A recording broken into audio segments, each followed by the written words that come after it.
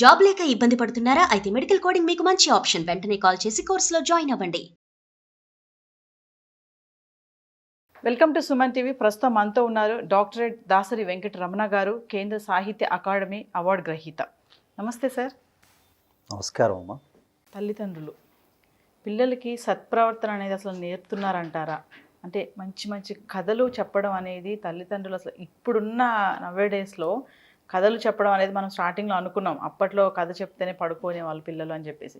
మరి ఇప్పుడు అసలు పిల్లలు తల్లిదండ్రులు పిల్లలకి ఎలాంటి కథలు చెప్తున్నారు? మంచి తెలివితేటలు నేర్పే కథలు, మంచి మర్యాద అలాంటి కథలు ఏమైనా చెప్తున్నారంటారా? అసలు వాటి గురించి ఏం చెప్తారు మొత్తం? తల్లిదండ్రులు తమ పిల్లలకి సత్ప్రవర్తన నేర్పే కథలు చెబుతున్నారా? మీరు సత్ప్రవర్తన అన్న పదాన్ని జోడించారు, కానీ అసలు కథలు చెప్తున్నారా? కథలు వాళ్ళు చెప్పడానికి వాళ్ళకి కథలు ఉన్నాయా? వాళ్ళు కథలు తెలుసా? వాళ్ళ కథలు విన్నారా? వాళ్ళు కథలు చదివారా? వాళ్ళ కథల గురించి ఆలోచించారా? ఆ కథలు పిల్లలకి చెప్పాలి అనేటువంటి ఆలోచనతో తల్లిదండ్రులు ఉన్నారా? ఇది మనం తర్కించుకోవాల్సినటువంటి విషయం. కథ ఎప్పుడో ముగిసిపోయింది. ఎప్పుడు ముగిసిపోయింది అని అంటే, ఒకప్పుడు ఉమ్మడి కుటుంబాలు ఉండేటివి. వాళ్ళు ఇంట్లో ఉన్నప్పుడు పిల్లల యొక్క పెంపకం చాలా అద్భుతంగా ఉంటుంది. వాళ్ళ యొక్క మానసిక వికాసం చాలా అద్భుతంగా ఉంటుంది. ఇప్పుడు ఆ కథలు చెప్పే ముసలి వాళ్ళు వృద్ధాశ్రమంలో ఉన్నారు. కథలు వినే పిల్లలు డే కేర్లలో, స్కూళ్ళల్లో, హాస్టల్స్లో ఉంటున్నారు. కాబట్టి కథ బ్రతికి బట్ట కట్టి జరిగేటువంటి ఇదికి బ్రేక్ పడ్డది. అయితే ఈ మధ్య కొంచెం కొద్దిగా మార్పు వచ్చింది. కథలు చెప్పాలి, మా పిల్లలకి కథలు చెప్పాలి అనేటువంటిది ఆలోచన భార్యాభర్తలు ఇద్దరు పనిచేసే వాళ్ళు కానీ మిగతా వాళ్ళు కానీ అసలు మా పిల్లలకి కథలు చెప్పాలి అన్నటువంటిది మొదలైంది ఆలోచన. మీరు సత్ప్రవర్తన నేర్పేటువంటి కథలు పిల్లలకి చెబుతున్నారా అనేటువంటి మీ ప్రశ్నలో ఒకటి, మనం వాడు ఏం చదివాడు అని అంటే, వాడు లాయర్ చదివాడు, వాడు డాక్టర్ చదివాడు, వాడు ఇంజనీర్ చదివాడు, మనం ఇలా చెప్పుకుంటున్నాం. విద్య పూర్తి చేసుకొని యూనివర్సిటీలోంచి బయటకు వచ్చేటప్పుడు ఒక లాయర్గా బయటకు వస్తున్నాడు, ఒక ఇంజనీర్గా బయటకు వస్తున్నాడు, ఒక డాక్టర్గా బయటకు వస్తున్నాడు. వాళ్ళని లాయరు, డాక్టర్ అంటున్నాం. కానీ ఒక పరిపూర్ణమైనటువంటి వ్యక్తిత్వం కలిగినటువంటి మనుషులు బయటికి వస్తున్నారా అనేటువంటి ఆలోచన ఎవరికి కలగడం లేదు. అంటే ఆ మానవ సమాజంలో మనుషుల ఆలోచన సరళి అనేది ఎక్కడో గాడి తప్పిందని అర్థం. ఒక పిల్లవాడు రోడ్డు మీద పర్సు దొరికింది, ఇంటికి వచ్చి చూస్తే ఆ పర్సులో చూస్తే డబ్బులు ఉంటాయి. అటు ఇటు చూడకుండా తీసుకొచ్చానని తల్లితో చెప్తాడు. అమ్మ, ఈ పర్సు దొరికింది, నేను అటు ఇటు చూశాను, ఎవరు కనపడలేదు, టక్కున బ్యాగ్లో పెట్టుకొని వచ్చేసాను, నేను తీసుకోవాలండి. అబ్బా, మా నాయనే ఎంత పని చేసావే అది తీసి చూస్తుంది, అబ్బా చాలా డబ్బులు ఉన్నాయి అంటే ఆ పిల్లాడు మా నాయనే ఎంత పని చేసావా అనేసరికి వాడిలో ఆ పొగడ్తకి వాడి మనస్సు అనేది ఉబ్బిపోయి, ఓహో ఇది మంచి పని అన్నమాట, నేను చాలా గొప్ప పని చేశానన్నమాట, నువ్వు ఇలా భవిష్యత్తులో ఇలాంటివి ఇంకా చాలా చెయ్యాలన్నమాట. అలా కాకుండా ఒక పర్సు పోగొట్టుకున్న వ్యక్తి పర్సు పోగొట్టుకున్న తర్వాత అక్కడ ఎంతగా అలమటిస్తుంటాడు అనేటువంటి ఒక విషయాన్ని దృశ్యమానం చేసి కొడుకుకు చెప్తే వాడు అద్భుతమైనటువంటి వ్యక్తిత్వంకి పునాది పడుతుంది.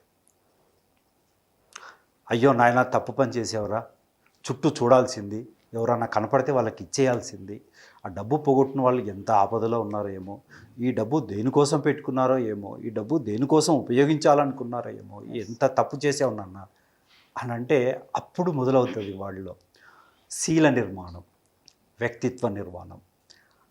ఆ పని తల్లిదండ్రులు చేయడం లేదు. స్కూల్ నుంచి ఇంటికి వచ్చినటువంటి పిల్లాడు, అమ్మా మధ్యాహ్నము వాడు శేఖర్ గాడి బ్యాగ్లో, వాడు ఎవ్వరు లేనప్పుడు వాడి బ్యాగ్లోంచి ఈ పెన్ను కొట్టేసానమ్మా, ఈ పెన్ను వాళ్ళ అంకుల్ వాడికి అమెరికా నుంచి తీసుకొచ్చి ఇచ్చాడట, ఏగో పెళ్ళి వెళ్తా బాగుంది, అబ్బా భలే ఉందిరా, భలే తెలివిగా మోసం చేసేవరా వాడిని అని తల్లి తండ్రి అని అంటే ఓహో ఇది చాలా గొప్ప పని అన్నమాట అనేటువంటి విషయం పిల్లల్లో కలుగుతూ ఉంది. ఇప్పుడు కూడా అరే తప్పు నాన్న, ఇది తప్పు, ఇలా చేయకూడదు, పెన్ను తిరిగి ఇచ్చిరా.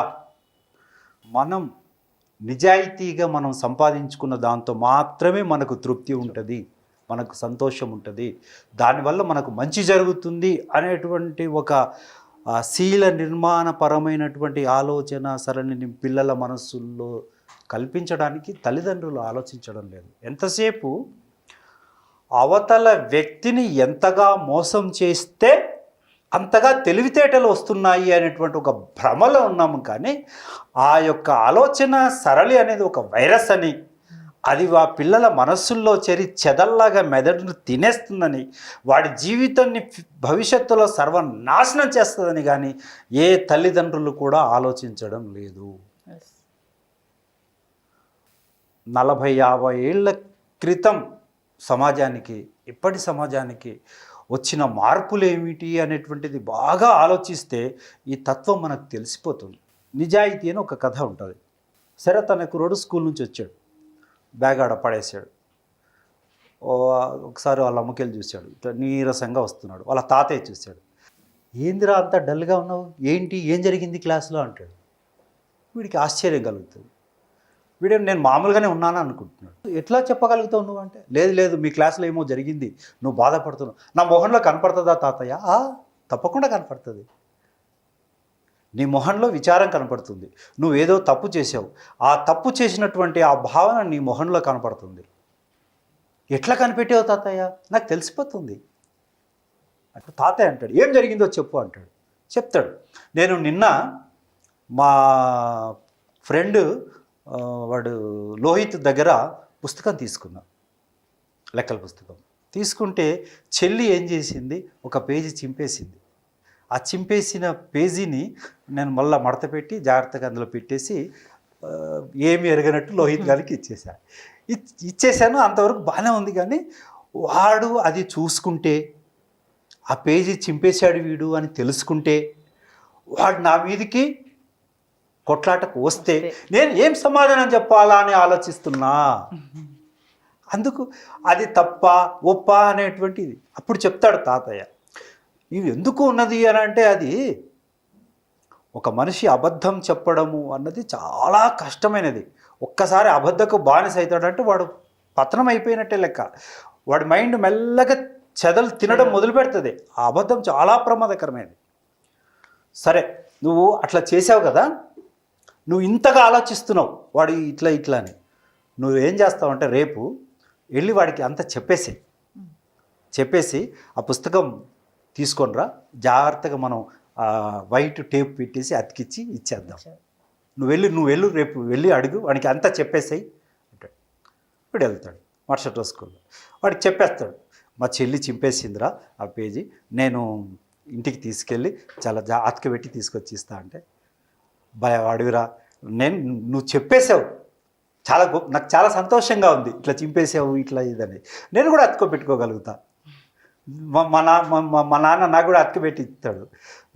నువ్వు చెప్పడం నాకు చాలా నచ్చింది అంటాడు. ఓ సారీ, మన ఇద్దరు మంచి ఫ్రెండ్స్ రా అని అంటాడు. వాడు సాయంత్రం ఇంటికి వచ్చేసి పుస్తకాల సంచి తాతయ్య అంటూ వెళ్ళి వాళ్ళ తాతయ్య చూస్తాడు. అరే ఇప్పుడు చాలా సంతోషంగా ఉన్నాడు రా అంటాడు తాతయ్య.